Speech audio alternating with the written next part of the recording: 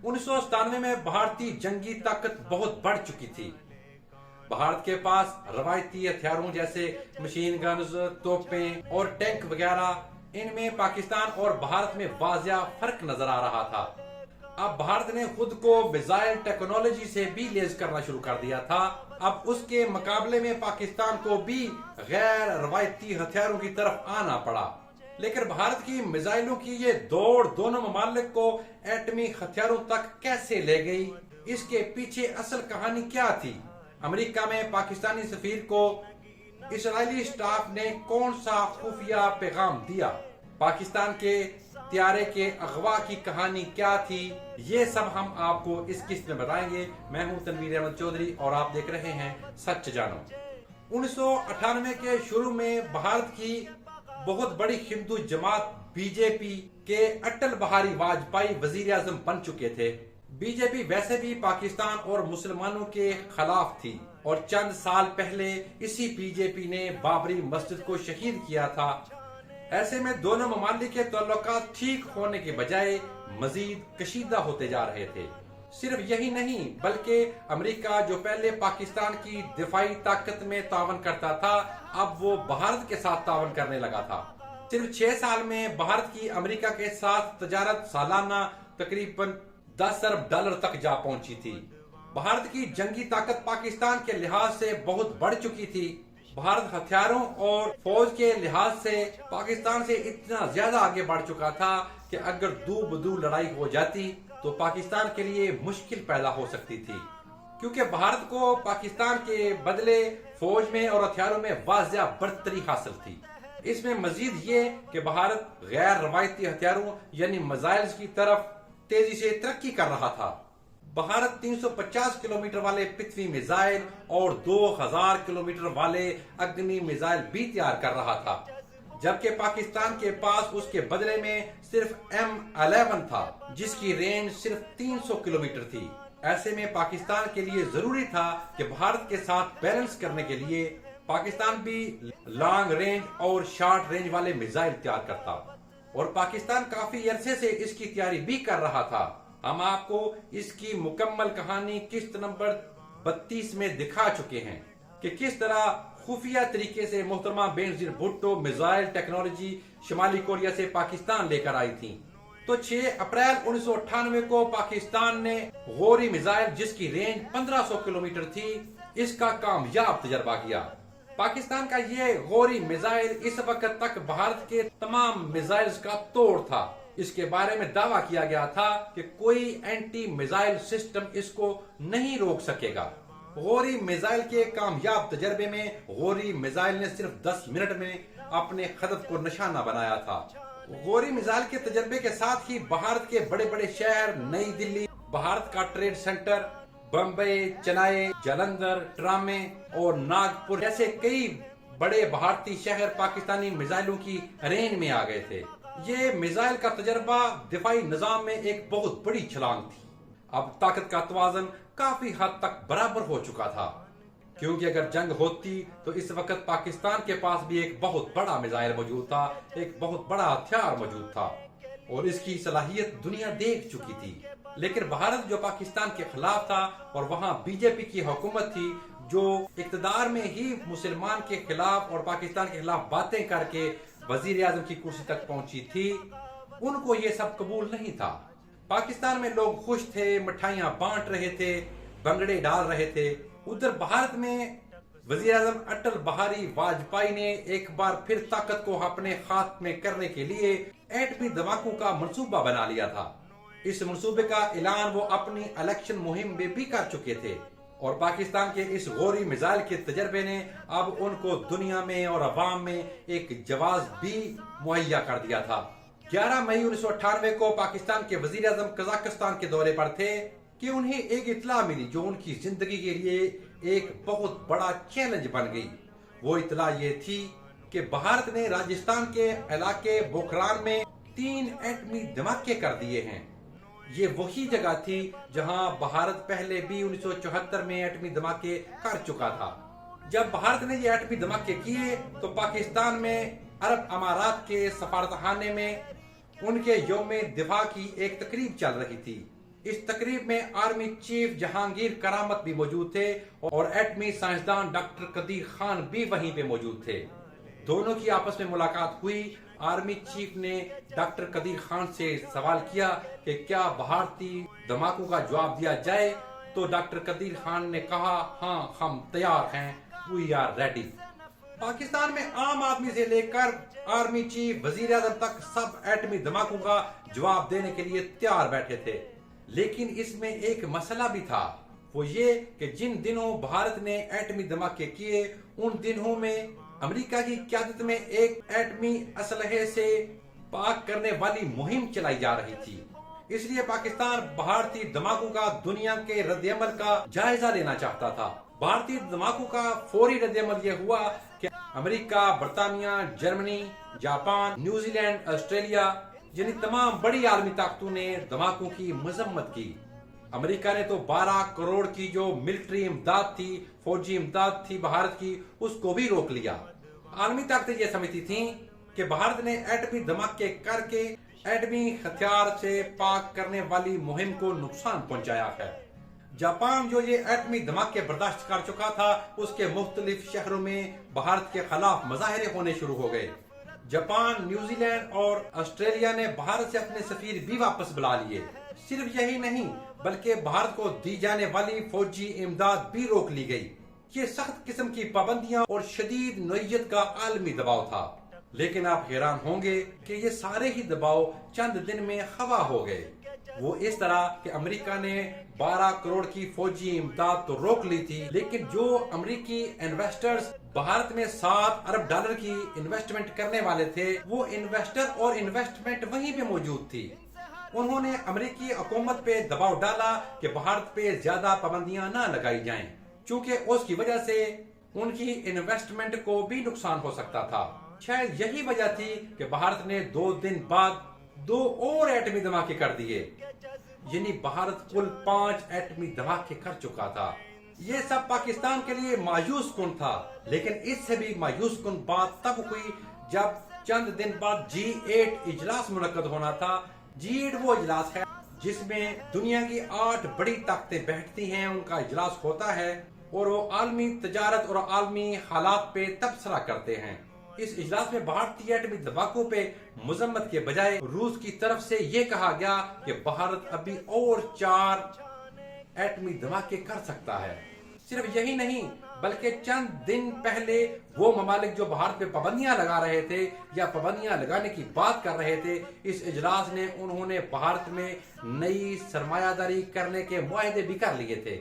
صرف یہی نہیں ہوا، وہاں پہ ایک اور بہت بڑا واقعہ ہوا۔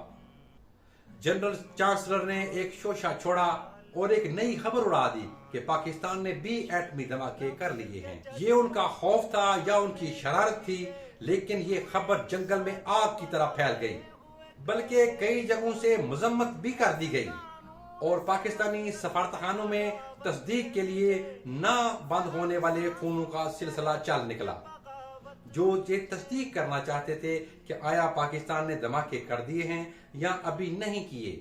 بہرحال اس عالمی غیر سنجیدگی کی وجہ سے بھارت کے وزیر اعظم اٹل بہاری واجپئی اور شیر ہو گئے اور انہوں نے پاکستان کو کھلے عام دھمکیاں دینا شروع کر دیں۔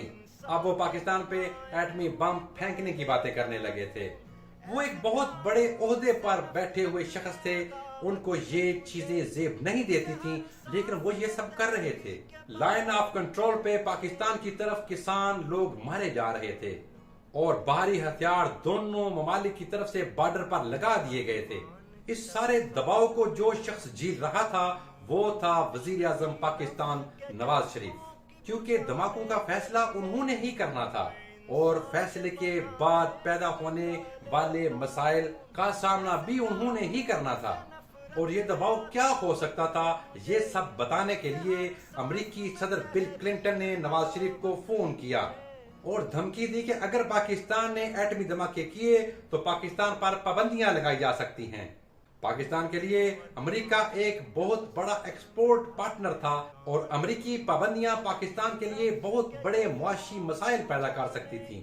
ساتھ ہی ساتھ انہوں نے پاکستان کو $5 ارب اور F-16 کی دی ہوئی رقم واپس کرنے کا بھی لالچ دیا۔ کہ اگر پاکستان ایٹمی دھماکے نہ کرے تو اسے یہ سب کچھ مل سکتا ہے۔ نواز شریف یہ سب باتیں ٹیلی فون پہ ان کی سن رہے تھے، لیکن ان کی خواہ میں ہاں نہیں ملا رہے تھے۔ چنانچہ امریکی صدر بل کلنٹن ایک قدم اور آگے بڑھے اور انہوں نے ایک ہائی پروفائل ڈیلیگیشن پاکستان بھیج دیا، جس کے ذمے صرف یہ کام تھا کہ کسی طریقے پاکستان کی سیاسی اور عسکری قیادت کو قائل کیا جائے کہ وہ ایٹمی دھماکے نہ کریں۔ اس امریکی وفد میں امریکی جنرل کمانڈر اینتھنی اور نائب وزیر خارجہ ٹال پورٹ بھی شامل تھے۔ انہوں نے پاکستان کو پیار سے، دھمکی سے، ہر طریقے سے روکنے کی کوشش کی، لیکن پاکستان ان کی کوئی بھی بات یا کوئی بھی دھمکی ماننے کو تیار نہیں تھا، اور انہوں نے یہ اعتراف کیا کہ وہ پاکستان کو ایٹمی دھماکے کرنے سے نہیں روک سکتے۔ امریکی صدر اور برطانوی وزیر اعظم نے آخری بار نواز شریف کو فون کر کے دھمکی دی اور جوہری ہتھیار استعمال کرنے سے روکا، لیکن نواز شریف نے جواب دیا کہ میں وعدہ نہیں کر سکتا۔ جب بھارت اور امریکہ کو یقین ہو گیا کہ پاکستان ایٹمی دھماکے کرنے سے نہیں رکے گا، تو انہوں نے آخری ہتھیار استعمال کرنے کا فیصلہ کر لیا، اور وہ ہتھیار یہ تھا کہ وہ اقوام متحدہ میں سلامتی کونسل میں ایک قرارداد پاس کروائیں گے کہ آج کے بعد اگر کسی نے بھی ایٹمی ہتھیار ٹیسٹ کیے تو اس پہ عراق جیسی پابندیاں لگائی جائیں گی۔ جن لوگوں نے عراق پر پابندیوں کا دور نہیں دیکھا تو ان کو بتاتے چلیں، عراق پہ آج کل شمالی کوریا جیسی پابندیاں لگی ہوئی تھیں، بلکہ اس سے بھی زیادہ پابندیاں تھیں۔ عراق ادویات اور خوراک کے سوا نہ کوئی چیز بیرونی دنیا سے خرید سکتا تھا اور نہ ہی کوئی چیز بیچ سکتا تھا۔ دنیا کے زیادہ تر رابطے عراق سے ختم ہو گئے تھے، اور عراق پر امریکی اور برطانیہ کے طیارے منڈلاتے رہتے تھے، سیٹلائٹ ان کے اوپر گردش کرتی رہتی تھی، یعنی عملاً عراق کو پتھر کے دور میں دھکیل دیا گیا تھا۔ اگر اقوام متحدہ میں سلامتی کونسل میں یہ قرارداد پاس ہو جاتی تو پاکستان یہ ایٹمی دھماکے شاید نہ کرتا، کیونکہ ایسا کرنے سے پاکستان کو بھی عراق جیسے انجام سے دوچار ہونا پڑنا تھا۔ لیکن اس دوران بھارت نے ایک اور غلطی کر دی جس کا فائدہ پاکستان کو ہو گیا۔ بھارت نے غلطی یہ کی کہ وہ جس طرح پاکستان کو دھمکا رہا تھا، ڈرا رہا تھا، ایٹم پھینکنے کی باتیں کر رہا تھا، اسی طرح اس نے چائنا کو بھی دھمکی دے ڈالی کہ وہ بھارت کے وہ علاقے اس کو واپس کر دے جو 1962 میں چائنا نے بھارت کے قبضے میں کر لیے تھے۔ یہ شاید پاک چین دوستی تھی یا چین کا بھارت پہ غصہ تھا۔ چائنا نے اقوام متحدہ کی سلامتی کونسل میں یہ پیغام بھیجا کہ اگر ایٹمی دھماکوں پر پابندیوں کے خلاف یہ قرارداد پیش ہوئی تو وہ ان سب کو نیٹو کر دے گا۔ چین کے اس اعلان سے عالمی طاقتوں کے ارادے خاک میں مل گئے اور یہ قرارداد سلامتی کونسل میں پیش ہی نہ کی گئی۔ انہی دنوں ایک اور لرزہ خیز خبر مشہور ہو گئی۔ خبر یہ تھی کہ اسرائیل بھارت کے ساتھ مل کر پاکستان کی ایٹمی تنصیبات پہ حملہ کر دے گا، جیسا کہ وہ عراق کے ساتھ کر بھی چکا تھا، اور عراق کی تنصیبات تباہ بھی ہو چکی تھی۔ جب یہ خبر زوروں پر پہنچی تو امریکہ میں موجود پاکستانی سفیر کو اسرائیلی چیف آف سٹاف نے ملاقات کی اور پاکستانی سفیر کو بتایا کہ ان کا ایسا کوئی پلان، کوئی ارادہ نہیں تھا، لیکن اس وقت تک پاکستان فیصلہ کر چکا تھا۔ اب ایک طرف تو عالمی دباؤ تھا، بیرونی دباؤ تھا، بھارت کی دھمکیاں تھیں، لیکن دوسری طرف پاکستان کے اندر ایک اور دباؤ تھا جو بہت زیادہ زور پکڑ چکا تھا۔ عمران خان لاہور میں مظاہرے کر رہے تھے اور نعرے لگا رہے تھے کہ روکھی سوکھی کھائیں گے، ایٹم بم بنائیں گے، اور جماعت اسلامی بھی الگ سے حکومت کو الٹیمیٹم دے رہی تھی۔ اپوزیشن لیڈر محترمہ بینظیر بھٹو بھی نواز شریف کو جنرل نیازی ہونے کے بار بار تانے دے رہی تھی، اور تو اور بات یہاں تک پہنچ چکی تھی کہ راول پنڈی میں ننھے بچوں کا ایک جلوس نکلا جس میں بچے کہہ رہے تھے، نعرے مار رہے تھے کہ ہمیں فیڈر نہیں، نیوکلیئر بلاسٹ چاہیے۔ اس سب سے آپ سمجھ گئے ہوں گے کہ بیرونی دنیا سے دھماکے نہ کرنے اور پاکستان کی اندرونی دنیا سے دھماکے کرنے کا کتنا شدید دباؤ اس وقت کے حکومت وقت وزیر اعظم نواز شریف برداشت کر رہے تھے۔ پاکستان ایٹمی دھماکوں کی مکمل تیاری کر رہا تھا تو عالمی دباؤ کو دیکھتے ہوئے پاکستان نے ایک آخری پیشکش کی کہ اگر بھارت اپنے ایٹمی ہتھیار طرف کر دے تو پاکستان اپنے ایٹمی دھماکوں کے بارے میں بھی سوچے گا۔ یہ پیشکش پاکستان نے دنیا کے سامنے رکھی تھی، لیکن اس کا کوئی عالمی یا دنیاوی یا بھارتی رد عمل نظر نہ آیا۔ ان سب باتوں کے دوران ایران اور افغانستان کے بارڈر کے قریب پاکستان کی سرحد پر ایک بہت گرم غیر آباد اور پتھریلی پہاڑی چٹانوں کے درمیان کچھ ایسی نقل و حرکت بھی ہو رہی تھی جس پر امریکی سیٹلائٹ کی بھی گہری نظر تھی، اور یہ چاگی کی پہاڑیاں تھیں جنہیں پاکستان نے 20 سال پہلے ہی جوہری ہتھیاروں کے ٹیسٹ کے لیے منتخب کیا ہوا تھا۔ یہاں دھماکوں کے لیے 2 لوکیشنز بنائی گئی تھیں، اور اب ضروری سامان بھی چاگی کی ان پہاڑیوں میں پہنچا دیا گیا تھا۔ چاگی کے اس مقام کو منتخب کرنے کی 2 بڑی وجوہات تھیں۔ پہلی بڑی وجہ تو یہ تھی کہ یہاں شدید گرمی اور پانی نہ ہونے کے برابر تھا، جس کی وجہ سے یہاں پہ آبادی بھی نہ ہونے کے برابر تھی۔ آج بھی 2 اسرائیل کے برابر پھیلے ہوئے چاگی میں آبادی تقریباً 1.5 لاکھ سے بھی کم ہے، اور چاگی کے گرد علاقہ ویسے بھی خالی کروا لیا گیا تھا، اس لیے ممکنہ تابکاری سے ہونے والے نقصان کا خدشہ بھی ختم ہو چکا تھا۔ اور دوسری وجہ یہ تھی کہ چاگی کا جغرافیہ اتنا مشکل تھا کہ امریکی سیٹلائٹ کے بغیر یہاں پہ جاسوسی کرنا ناممکن تھا، کیونکہ یہاں آمد و رفت کے ذرائع نہ ہونے کے برابر تھے، اس لیے وہاں پہ انسانی وسائل سے جاسوسی ممکن نہیں تھی۔ ویسے بھی وہاں کا چپا چپا پاکستان کی خفیہ ایجنسیوں کی نظر میں تھا۔ چاگی کے پہاڑی سلسلے کو انگریزی زبان کے ایل کی شکل سے 2 پہاڑی غار بنائے گئے تھے، جن کا مقصد یہ تھا کہ تابکاری ان سلسلوں سے جلدی باہر نہ نکلے۔ اب پاکستان ایٹمی دھماکوں کے لیے پوری طرح تیار تھا، لیکن دھماکوں سے صرف 4 دن پہلے ایک اور ایسا سنسنی خیز واقعہ ہوا جس کا کسی کو وہم و گمان بھی نہیں تھا، اور اس واقعے کی وجہ سے اٹامک پروگرام بھی خطرے میں پڑ گیا۔ ہوا کچھ اس طرح کہ 24 مئی کو PIA کے ایک طیارے نے بلوچستان کے شہر تربت سے کراچی کے لیے اڑان بھری، تو راستے میں گوادر پہ دوبارہ یہ طیارہ اترا اور وہاں سے کچھ مسافر اور سوار کر لیے گئے۔ ان مسافروں میں 3 مسافر ایسے بھی تھے جن کے ارادے خطرناک نظر آ رہے تھے۔ طیارے میں 24 مسافر اور ان کے 5 ساتھیوں کو یرغمال بنا لیا گیا، اور ان تینوں نے اسلحہ نکال لیا اور پائلٹ کو کہا کہ طیارے کا رخ بھارت کی طرف کر دیں۔ اس حوالے سے ہائی جیکرز بمبئی ایئرپورٹ پہ کنٹرول ٹاور کے ساتھ رابطے میں بھی تھے، اور انہیں بمبئی کے قریب ایک علاقے میں اترنے کی اجازت بھی مل گئی۔ ادھر پاکستانی حکمرانوں کا جب پتا چلا، پاکستانی حکام ہر قیمت پہ اس طیارے کو باہر جانے سے روکنا چاہتے تھے۔ انہوں نے چند ہی لمحوں میں ایک دلچسپ منصوبہ بنایا اور طیارے کا رخ صوبہ سندھ کے شہر حیدرآباد کی طرف کر دیا، لیکن پائلٹس نے ہائی جیکرز کو یہی بتایا کہ وہ بھارتی شہر جودھ پور میں جا رہے ہیں، جہاں ہائی جیکرز اسے لے جانا چاہتے تھے۔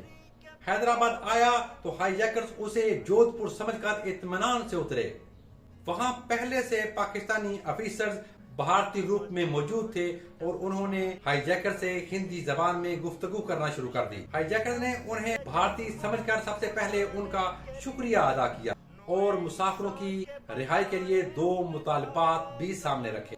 ان کا پہلا مطالبہ تھا کہ پاکستان چاگی کے پہاڑوں میں ایٹمی دھماکے کرنے سے دستبردار ہو جائے، اور دوسرا مطالبہ تھا کہ بلوچستان کی وہ امداد جو پاکستان نے روکی ہوئی ہے اس کو فوراً بحال کیا جائے۔ پاکستانی حکام نے ہائی جیکرز کو قائل کیا کہ طیارے سے باہر نکلیں، بچوں اور عورتوں کو بھی ساتھ لے آئیں، اور وہاں بیٹھ کر مذاکرات کرتے ہیں۔